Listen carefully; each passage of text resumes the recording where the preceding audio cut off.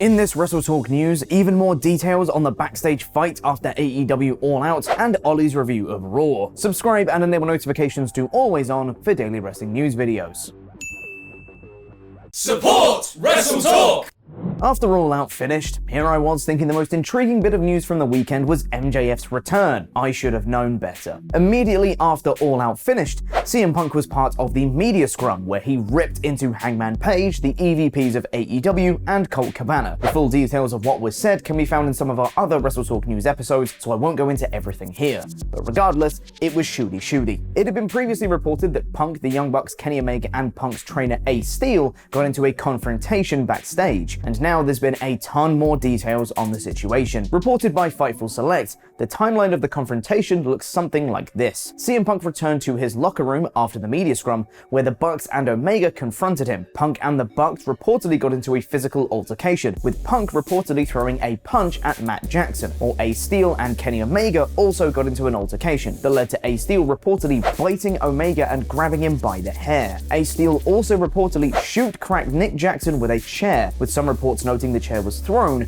resulting in Nick being left with a black eye. One person reportedly mentioned that Steel is lucky not to be in jail. Several people reportedly believe that Ace Steel won't be back in the company after the situation, which I say is probably the least surprising news to come out of all of this. Security was reportedly called, and there were several people attempting to break up this fight, in a situation that was reportedly described by those in attendance as trying to save lives. There was also, unsurprisingly, an incredible amount of heat on Ace Steel in this situation, with one person noting that regardless of what was said, it couldn't have possibly escalated to hitting someone with a chair. The argument reportedly continued after they'd been broken up, with much cursing and shouting until the Elite left the area. Reportedly, there are people who fall down on either side of the scenario, with some noting that Punk's comments prompted the situation, while others condemned the Elite, saying they shouldn't have approached Punk while he was clearly pissed off. However, a large majority reportedly felt that Punk should have expected to have been approached after making the comments. This whole situation has of course got the attention of wrestling fans and wrestling media, but it also attracted eyes from WWE, with Fightful Select reporting that one top WWE star told them that the CM Punk they knew years ago is being highlighted. Others reportedly expressed confusion, wondering why Tony Khan would not comment on Punk's comments and not providing clarity on the people who helped him launch the company. Another longtime WWE main eventer reportedly noted that they considered Punk's actions unprofessional, and that they don't believe he's the company man or leader that he made himself out to be. The same person would then call Punk selfish and arrogant, a sentiment that was shared by some talent who worked with Punk during his time at Fox. With the recent suspension of Eddie Kingston over his confrontation with Sammy Guevara, you'd think there has to be some sort of repercussion for at least one person involved in this situation, but who knows what form that will take and for who, because if it doesn't, that could lead to even more unrest over alleged unfairness and preferential treatment of talent. In other news, I have a kitten. His name is Momo, and he's the greatest. It's a little positivity in today's news. Aren't you the best? Oh, I know. Do you want to get down? Okay. Hot tag to Ollie, I guess. You can go now.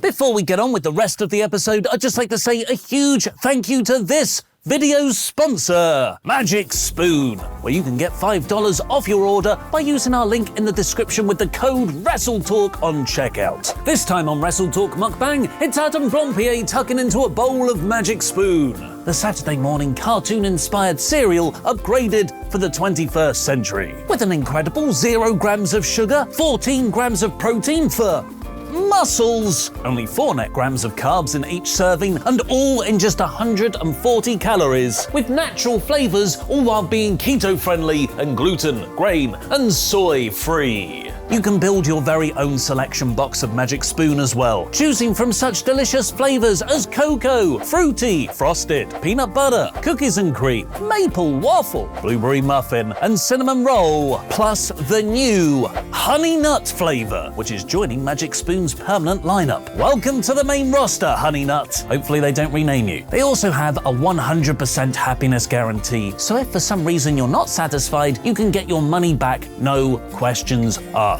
So click the link below to get $5 off your order, or by visiting magicspoon.com/WrestleTalk, where you can use the code WrestleTalk at checkout. And for those of you in the UK and Canada, Magic Spoon now ships to you too. Please do give that link a click, at least to check them out, as every visit helps support us here at WrestleTalk. Support WrestleTalk, support Magic Spoon.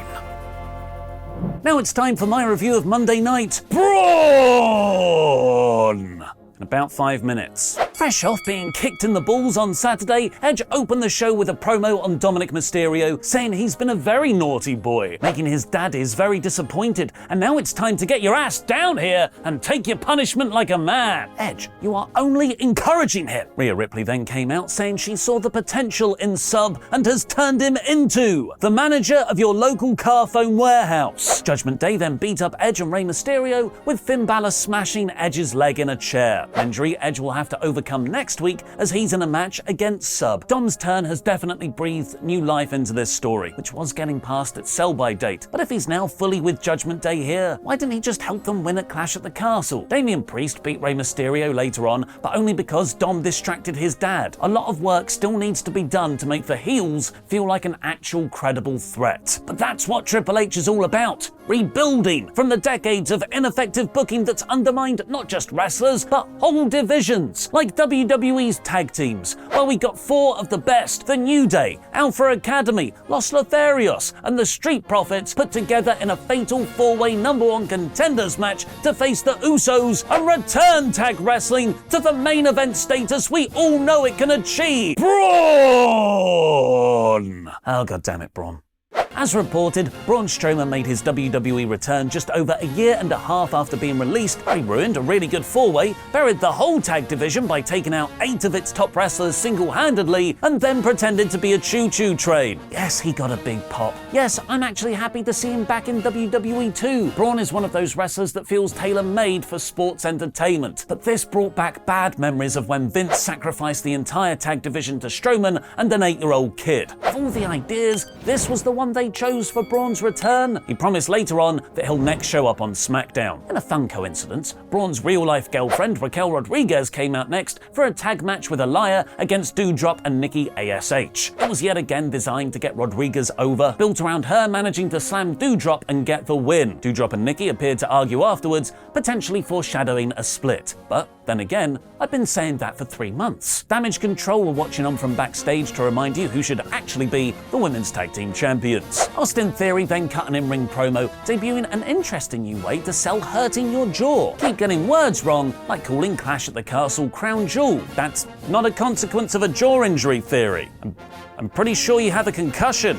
Kevin Owens interrupted Theory's promises of eventually successfully cashing in his briefcase, and the two had a really good back-and-forth exchange on the mic, with KO yet again bringing up how he had Reigns beaten 18 months ago, further staking his claim for a rematch. But until then, because Theory was being an arrogant little prick, KO got a referee out there right now. Thanks for your support on Patreon, Charles, no I'm not related to The Simpsons, Homer, and the Kessel Run, DX Solo. You too can get your own shout out by going to patreon.com/WrestleTalk.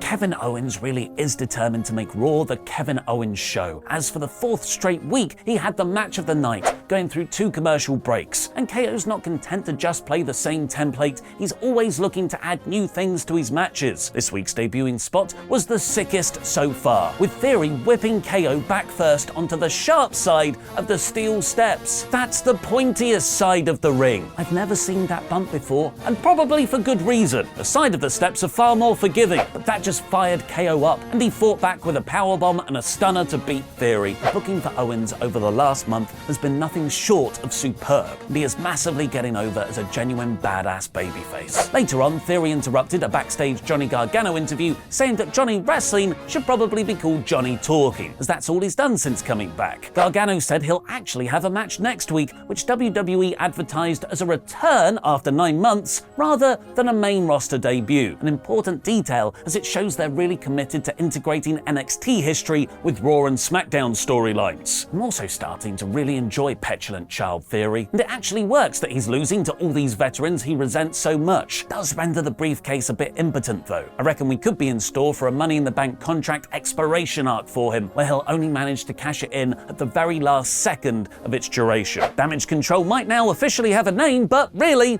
It's the women's tag team titles they needed. I know I'm still banging on about this, but every single thing WWE are doing with this faction since is profoundly undermined by them not winning last Monday. Kai brought up that the legal person wasn't pinned in the final, so they want a rematch, and then Bianca Belair interrupted Bayley, wanting to put on a singles match right now. Bayley played some fun mind games though, saying that it's eating Belair up that she got pinned on Saturday. Bayley will go for the championship when she wants to. We got some post-Clash at the Castle interviews where Riddle said he wants a rematch, but Seth declined, saying he's moving on. And the main event saw The Miz versus Bobby Lashley for the US Championship in a steel cage to stop Dexter Lumis. I don't know, from looking at him, because WWE steel cages famously stop all vision as well as interference. Dexter was the looming threat throughout, but the main story was Miz and Tommaso Ciampa. First name for you, first name for you, first names for everybody. Except The Miz, beating up Lashley before the bell and injuring his arm. Bobby didn't really sell that body part enough though to make Miz a believable threat, as he was still able to do practically his whole usual moveset. Miz and Ciampa knocked Bobby out by slamming his head in the door over and over again, so Miz climbed over the wall where we got one of the most pro wrestling images of the year. Dexter Lumis laying beneath the ring staring up deadpan at him. I don't know what this says about me, but the first thing I thought was Dexter is hiding an erection with the ring apron. What kind of a killer is this man?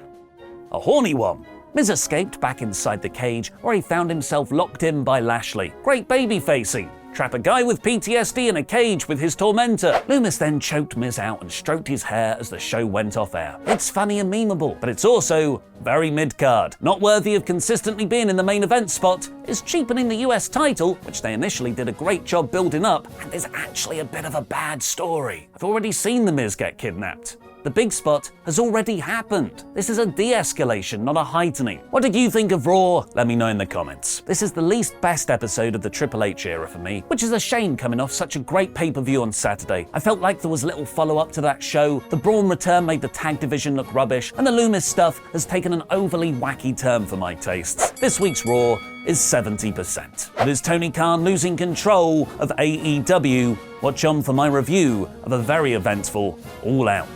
CM Punk got the AEW Championship back, but he also got an MJF, and what appears to be a mental breakdown in the post-show media scrum. Yes, everything's definitely fine at good old AEW. I'm Ollie Davis, and this is my review of All Out 2022 in about 10 minutes, or at least I'll try to do it in 10 minutes. The show was about 98 matches long.